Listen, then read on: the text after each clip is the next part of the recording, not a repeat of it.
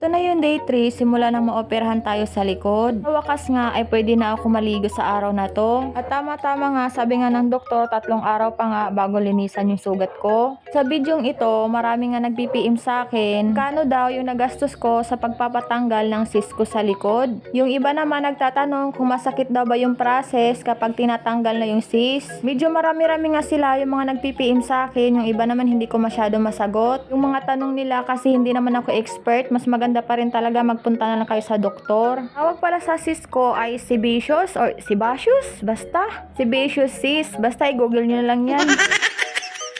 Yun na lang ako i-bash kapag mali yung pagbasa ko dyan. Ayun na nga, sasagutin natin yung kung masakit ba yung proseso ng pagpatanggal natin ng cyst. Sa una talaga, parang maihi ka talaga sa kaba.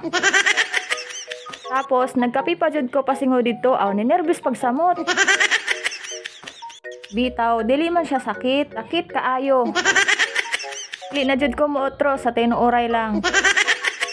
Bitaw, joke lang naman yung mga sinasabi ko. Tinuoray jud, hindi naman talaga siya masakit. Medyo masakit lang yung pagtusok ng anesthesia sa'yo. Katapos ng ilang minuto ay wala ka nang mararamdaman. Kasi nga, manhid ka na. Manhid na yung puso mo at wala ka nang nararamdaman.